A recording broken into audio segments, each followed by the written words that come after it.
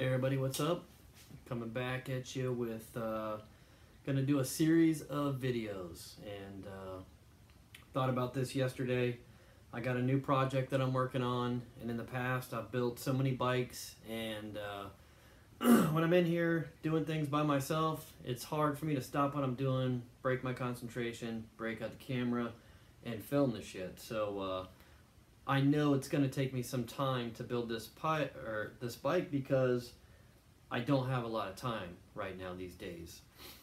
With the Dagner Pipes business, you guys keep us busy nonstop 24/7. We thank you for it, and we're going to try to make time to do this overhaul on this bike.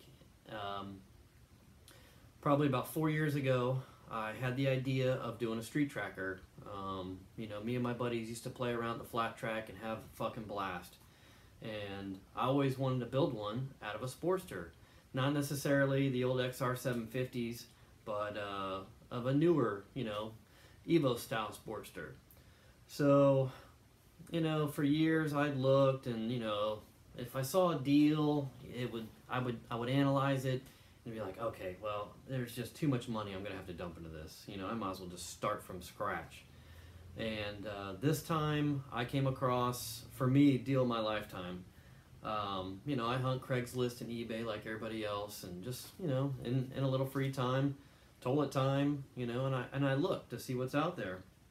And today, you know, 93 to 03 Sportsters are going from anywhere about 2,400 to, I've seen up to 6, depending on what year, what style. And I have been looking for a 2002 883R for many years. The other night, Saturday night, pre-Easter, I was on eBay. I typed in my area code, and this bike popped up. There was 2 of them in Florida. One was way down south by the Keys. The other one was near Tampa, which is only 2 hours from me. One was $59.95, 6,000 miles, clean bone stock 883. And then this one was $4,200, or best offer. And in the description, very little information. So it had make offer on there, and I was like, you know, I thought about it overnight. I'm like, okay, do I have time to build this bike? Do I need another bike in the garage? You know, and yeah, I do. That's what I do. That's what I've been doing for years. I'm a huge motorcycle enthusiast. I love riding. It's a passion of mine. It makes me feel incredible, just like skateboarding does. So it's something that I have to have. I almost nearly died on one of these things back in 2001. I had a car T-bone me and just fucking tear me down. And it took me almost 2 years to recover from that accident. And the day that I came out of my coma, the first thing that I said was, how's my bike? You know, is my bike fucked? And it was totaled. And sitting in the hospital and in physical therapy and recovery, I always thought about, okay, what's my next bike gonna be? What's my next bike gonna be? You know, it didn't like put the fear in me. It wasn't my fault. It had nothing of my actions or abilities that I could have prevented. This guy came out of a blind side street out of nowhere, lights out like that. So, and yeah, that accident changed my life, made me more aware, made me more positive, made me a better person to everybody. So, you know, karma could have been knocking on my door, but you know, I changed my life after that, and I still eat, sleep, and breathe motorcycles. So, without me rambling, what we got is I picked up the 2002 883R. Well, let me finish telling you the story though. So, contacting her on eBay, I gave her an offer of $3,000. That was my budget. That's all that I have. I don't have any other money to put into this bike. I had $3,000 that I've been saving for a project. You know, it's just what I do. And she came back and gave me a counter offer of $3,500. And I sent her an email on there, contact seller. I said, listen, I will drive to your house tomorrow. I will give you $3,000 cash, you can end this auction, save the PayPal and eBay fees, and you'll probably come out about $100 more. She thought about it. I put my phone number in there. She called me. She goes, yeah, I'll do that. Come and get it. And I said, okay, well, let me ask you a few questions first. Title in hand? She said, yes. I said, does it start up? She goes, no. I'm like, what's wrong with it? And she said, and at this point, I didn't care what was wrong with it. I can fix it. I probably got enough parts here to build that motor. So I didn't give a shit. And but I asked her, I said, you know, what's wrong with it? She goes, it's got a dead battery. You know, we put it on a charger, it didn't charge, so I don't know. I'm like, well, how long's the bike been sitting? She said, the bike's been sitting for 2 months. And I said, can you give me some history on it? So she did. It's her husband's father's bike. He bought this bike brand new in 2002 in June and paid it off in July of 2003. Original owner, and this was his baby. He's an aviation mechanic, like I was. And so her telling me that, I was like, okay, this guy's meticulous, he's a perfectionist, I know this thing's gonna be good. So I got no worries. So I said, don't worry about it. I'll bring a battery off my bike, I'll get it running. You know, we brought gas and tools, everything, make sure it started up. So we got up Monday morning, and I packed Saturday night and Sunday's orders, dropped them off, got in the truck, hooked the trailer up, and hauled ass to Tampa. It's a 2-hour drive for us. And got to her house, and she opened the garage door, and I saw it, and I was like, oh my God, it looks way better than the eBay pictures. So I'm like, all right, you care if I just start tinkering with it? She goes, oh no, go ahead. So opened the trailer, got the battery, got the tools, hooked it up, opened the gas cap, smelled it, gas smelled fresh, turned the gas on, gave it a couple clicks, couple pushes on the gas, and that sucker fired up. And let it warm up for about 10 minutes. I checked the oil, make sure oil was circulating, looked brand new. And I gave her $3,000, and I said, here, count this, I'll be back. I said, now, if I come back and there's a problem, I'm taking some of that money, but I'm still taking the bike. And she's like, oh, okay. So I got on it, pulled out of her driveway, just fucking nailed through it. Wow! I gotta test ride it like I'm gonna ride it. So I pulled out, bam, bam, bam, bam, bam, just went through the gears, rev limiter all the way down the street, downshifted, and brakes, everything worked good, slow maneuvering, and turned around, came back, bam, bam, bam, bam, bam, all 5 gears, just blistered it all the way down the road. And I just pulled it right in the trailer, turned it off, and I told her, I was like, all right, we're good. And she's like, everything's all right? I'm like, if it held up to that first try, sitting 2 months, we're good to go. So she gave me all kinds of shit too. A seat, backrest, box full of shit, and a notebook this thick of everything that her father-in-law had spent and done to this bike. And I didn't even care. I didn't even look at it until we were driving home, and I start going through this, and I'm like, holy shit. I'm like, holy shit. Oh my God. I was like, I just saved so much money because I don't really got to touch this motor. So, you know, it's not the prettiest looking thing with that air filter, which that will be one of the first things going. But it's an 883R 2002, clean title. I think it said 26,000 miles on the eBay auction, but we plugged the odometer in that's not on there, and it's not 26,000. So, back in, I think, 2004, he had sent the cylinders, the heads, off to some company out in Anaheim, California, and I looked them up. They're reputable. They build the shit out of Sportster motors. I just can't remember it right now. And he had the stock cylinders bored from 883 to 1200, Weisco forged pistons, 10.5 to 1, 883 heads, port and polished, and I think they're the better to port and polish from the 1200s because they got more meat in them, and you can get more shaping out of them. And it had bigger valves put in it, new guides, 1.9 intake, 1.62 exhaust.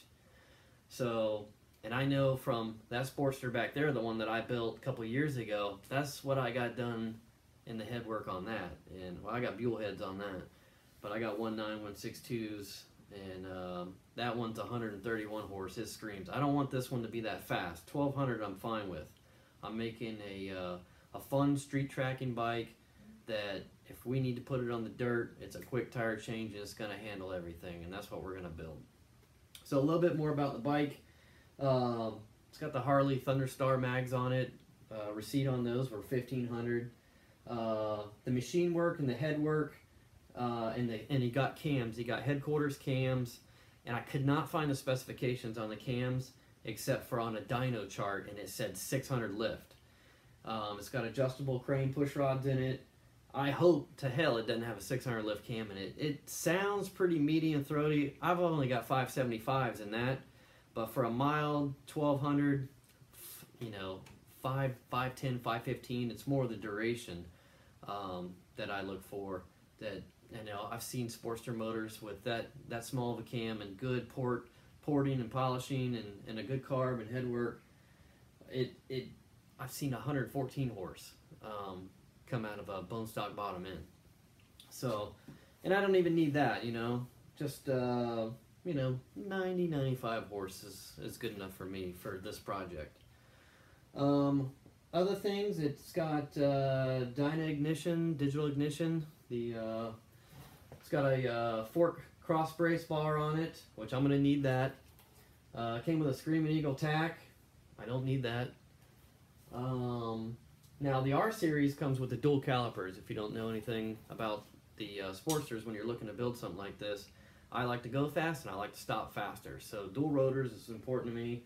The R model comes with it. The Sport model comes with the piggyback reservoir shocks, which this guy either got a hold of or somehow got them custom ordered. I don't know, but it's got them on there. Not that it matters because they're coming off. What else was on it? Pretty much that's about it. It's got an easy pull clutch in it, but these are easy enough to pull by themselves.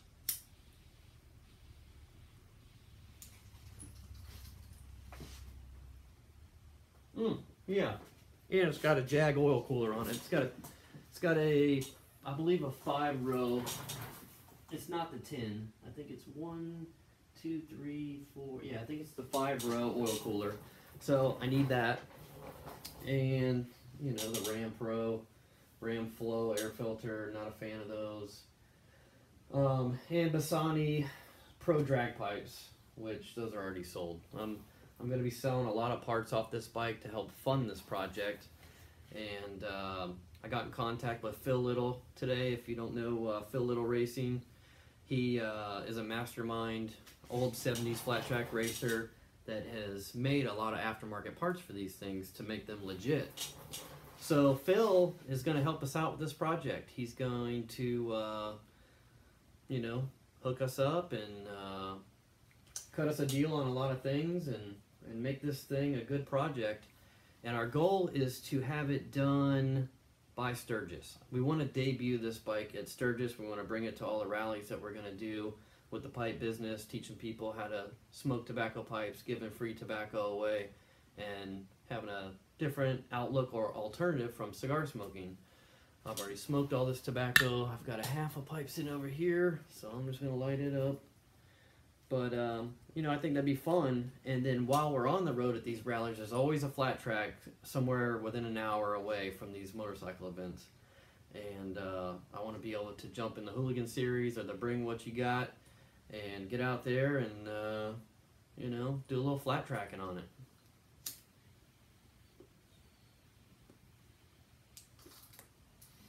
So that's the plan. As of now, I've got one part so far. I picked up a lithium battery today. I'm a big fan of lithium batteries. I've had nothing but, you know, good things to say about them over the years. We've got them in every bike in here. They last, they hold a charge, and they're light. And that's one thing we're going to be doing is shaving a lot of weight off this bike. It'd be nice if we could drop 100 pounds, but I don't know. You know, maybe 60 pounds at the most I think we might be able to get. But we're going to try. the mags, if I went to spokes, we're going to save a lot of weight, but I kind of like mags. So, and the other thing is this came with a 19 in the front and a 16 in the back, standard for the Sportster. My Sportster back there, when I bought it years ago, it had a Thunderstar front wheel on it, and I'm like, nah, I don't like that. I took it off.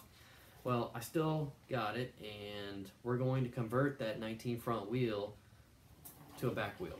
We're going to basically do a hub assembly conversion and put chain and sprockets on it, the floating rotor, and have dual 19s. So other than that, I mean, that's the beginning of this project. I think I'm probably going to go to the swap meet this weekend, see if I can find anything that I need to make. If I can save money making it myself, then I'm definitely going to do that. I have the skills to do it, and it brings me enjoyment when I make something for myself. But I am going to be selling a lot of parts off this bike. Probably all the tins,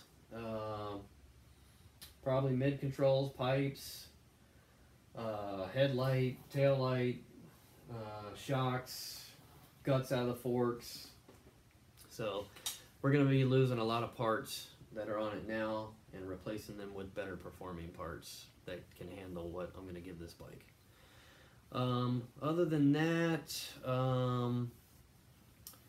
yeah, you just need to install this battery, and I'll probably ride it around town. I went and tagged it yesterday, got a custom tag for it. Since the bike's kind of be a street tracker, dirt tracker style, that is that old nostalgic. If you remember Evel-XR's wheelie picture, it's going to look like that bike. But we're going to keep it orange because I'm a fan of orange. And the tag's going to be Evel-XR. That's what we're going to call this bike. Project Evel-XR.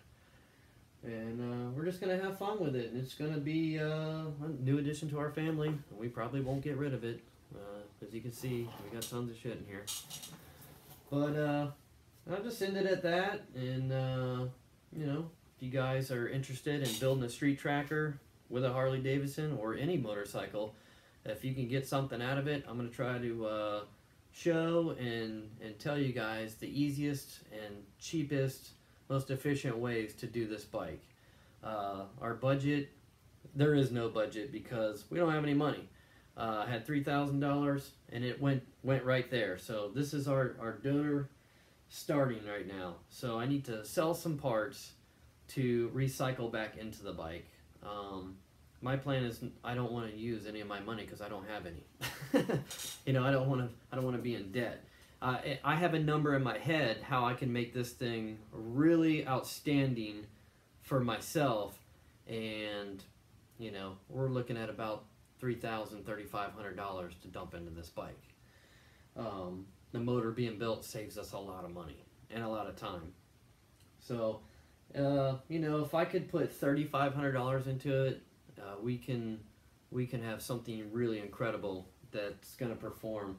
Now, I can build this bike for $1,000 the way that it needs to handle and set up and look, but knowing me and myself, I'm a perfectionist and I know it won't satisfy me. I will wind up costing myself more money doing it over the right way. Getting better parts and so I'd rather take my time and not rush this project. I don't know how long it's going to take. I'm just kind of saying it would be nice to be done by Sturgis, but time will tell. Maybe it won't be done till this time next year, but when it's done, it's going to be done right. And I want to take you guys on the ride and show you every step of the change of this bike. So hope you guys enjoy it, and we'll see you over at Smoke and Dagner's channel. We're going there here in a little bit. See you, everybody. Cheers.